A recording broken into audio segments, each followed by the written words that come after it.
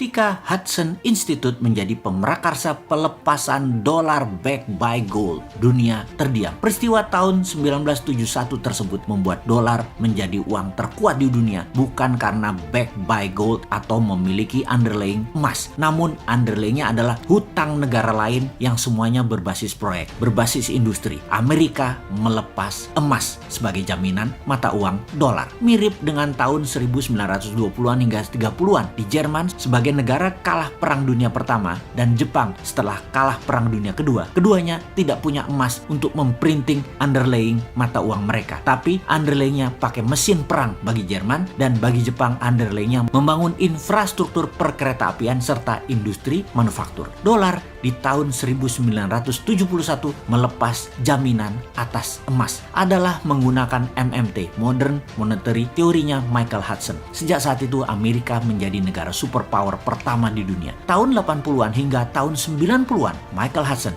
adalah guru besar yang mengajar di kampus di Peking University, di mana hampir semua petinggi politbiro yang saat ini menjabat di Tiongkok adalah murid beliau. Setidaknya mereka semua memahami hal yang sama, yaitu MMT. Sehingga di tahun 1989 pertama kalinya Deng Xiaoping ambil posisi ekonomi dengan mendemokratisasi uang renminbi pakai proyek underlayingnya. MMT dipraktekkan di Tiongkok sejak saat itu. Kedua negara tersebut saat ini menjadi dua negara besar. Yang satu, Amerika, sudah menjadi negara superpower, bahkan dengan kekuatan teknologi, paten, dan free thinking country terbebas di dunia. Amerika belum terkalahkan. Sebagai murid Hudson tidak langsung, karena saya hanya mengikuti buku-bukunya dan belajar dari muridnya Hudson, salah satunya belajar dari Stephanie Kelton, maka sejak 6 tahun yang lalu si Sontoloyo ini menyatakan akan membuat negara Indonesia menjadi negara sejajar dengan dua negara besar tersebut, dan di tahun 2045 akan menjadi negara terkuat di dunia di atas dua negara tersebut. Dan alasannya apa? Alasannya Indonesia memiliki 4 hal yang Tiongkok dan Amerika tidak punya. Amerika dan Tiongkok hanya pakai MMT saja sudah jadi negara besar. Indonesia punya kekuatan lain, yaitu punya sumber daya alam bawah tanah. Itu satu poin. Kedua adalah kekuatan sumber daya alam di permukaan tanah yang subur dan memiliki air yang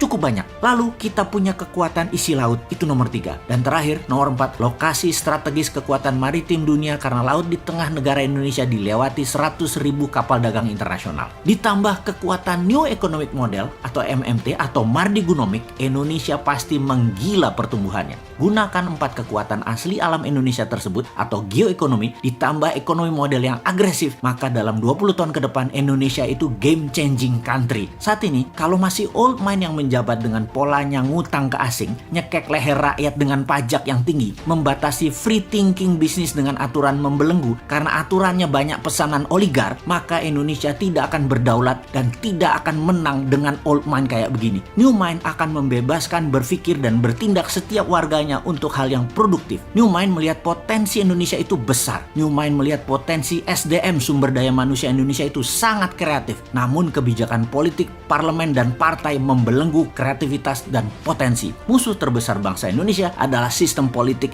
yang membatasi manusia berkompetisi berdasarkan prestasi dan potensi. Harusnya pilihan politik apapun yang diambil silahkan, tapi menjalankannya adalah mereka yang memiliki visi, potensi, dan kemampuan kelas dunia. Jangan sampai yang dekat dengan pejabat yang dipilih, tim pemenangan yang dipilih, yang memodali yang dipilih, buzzer yang dipilih, yang pinter nyenengin dirinya yang dipilih, yang melindungi dirinya dari pejabat agar selamanya berkuasa itu yang dipilih. Itu yang mendapat jabatan. Jangan itulah. Itu nggak ngurusi rakyat namanya, nggak ngurusi negara namanya. Makanya New Mind selalu bertanya, kok tahun 2024 lama bener ya?